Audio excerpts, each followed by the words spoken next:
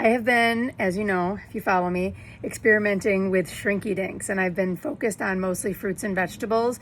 Today, I want to do another genre that I'm also comfortable with, which is leaves. So let's do this together. But what I did first is I found some like open source leaf designs online. I blew them up and then I printed them out.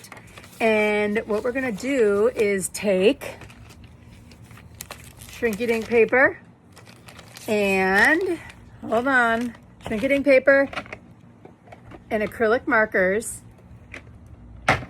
and make Shrinky Dinks together. So let's do it. Okay, so we're gonna do this guy right here. I have my Shrinky Dink paper. You wanna use the rough side up. It takes the texture a little bit better, or it takes the acrylic markers a little bit better. And then you just tape it down and you start to trace. So let's find another piece of paper or another piece of tape and get this going. So I chose this color. What color is it? English green, to start with the outline. And if you can trace, you can make Shrinky Dinks. And you don't have to trace. You can use your own designs, but for ease of just showing you how this works, I'm gonna take the easy way out. There we got our first line. Then I start moving in and outlining. There's a lighter vein that I'm outlining around. You don't have to. That's the miracle of Shrinky Dinks. There's two sides to this. I could just color this all in and then do the veins on top, but I like the veins to show on both sides, so I outline it.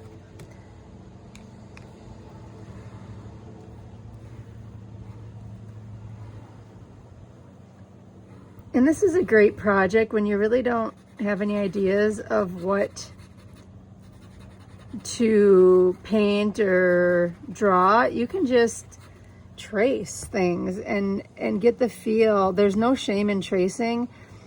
Tracing actually gives you a lot of information to help you with your drawing. It helps you understand shapes, curves, and how to hold your implement. And so if you can't draw or don't think you're confident enough to draw, start with tracing.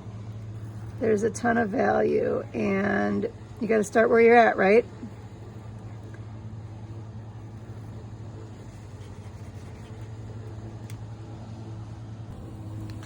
Now that everything's dry, we're gonna do the veins. And this is important to know. Acrylic markers are truly just, it's acrylic paint in markers. So if you don't want things to blend, you need to wait for things to dry. Blend and bleed. That's the beauty of acrylic markers, because you can get a blend and a bleed when you want it to in terms of mixing colors. But there are times like this where I just want a straight, crisp line to delineate the veins from the actual part of the leaf. So I did have to let that part dry. And for the veins, I'm gonna do a light green. And again, just filling in where needed. Like I said, I want the veins to show on both sides of this Shrinky Dink, so that's why I left it open, so it'll shine through on both sides of the clear coated paper. So let's just continue this on. Okay, I have all the veins in, and now I'm gonna do some creative licensing here, because that's what I wanna do. I'm not comfortable with just two colors on a Shrinky Dink. That's way too boring. So I'm taking some blue and doing a layer to outline where those leaves are, just to give it some additional dimension. Cool thing about Shrinky Dinks is it shrinks down, and a lot of those details that were bothering you before disappear. But I think when this is shrunk down, this added blue will look really cool. I'm also going to do some shading on this vein here. A little bit of that English green, a little bit of a khaki green, just to show you that you can, in fact, get a nice blend. There we go. Okay, next up. So we have our Shrinky Dink leaf. Next, what we need to do is cut it out. And cutting out is pretty picky. You could just do one big circular blob. I, however, like to follow the line of the leaf. So I'm getting about, I don't know, a couple, maybe 2 centimeters away from the edge. You can see that right there. That's how I'm cutting it. We'll cut all the way through. One thing you have to remember or think about is if the Shrinky Dink's gonna hang on a piece of jewelry or a keychain, you'll wanna punch a hole in it prior to it shrinking. So you wanna think about, like, do I want this leaf to hang like this? Do I want it to hang like this? Let me think about that. I think I want all my leaves to hang down like this. So I'm gonna put the hole punch right about there. So I have my Shrinky Dink. I left some space right here to do a little punch for where the dongle will go. I don't know the word. So I think I'm gonna make keychains, not a necklace, out of this. And there's the hole. One thing I would urge you to do, save all your scraps.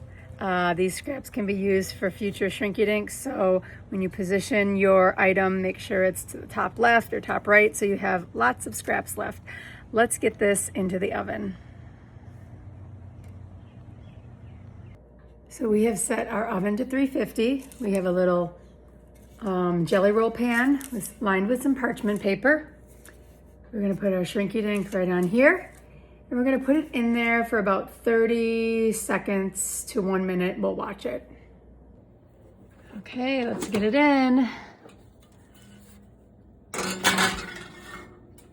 And I have a very dirty oven, so there's no way we can watch it in here. So note to self, clean your oven. If you wanna watch your Shrinky Dink do its thing. Okay, we're ready to take it out, and this next step moves very quickly. So you take it out, pop it down, put something flat on top of it so you can make sure that it dries, I guess, flat. And there we go, Shrinky Dink. Now that this guy is done, we're gonna take some gloss varnish and drip 2 drops on that, and then varnish him up and let him dry. So the varnish is dry. I have my Shrinky Dink. Remember I said to save those little pieces? I made a little second leaf. I have little, I don't know what they're called, circle metal things with a little carabiner for a keychain. So what we're gonna do is take these guys, put them in here, and we're gonna attach them to the keychain with this. See how that goes? And then we just squeeze it together. We are done. We made our Shrinky Dink little keychain. Look at that. How cute is that?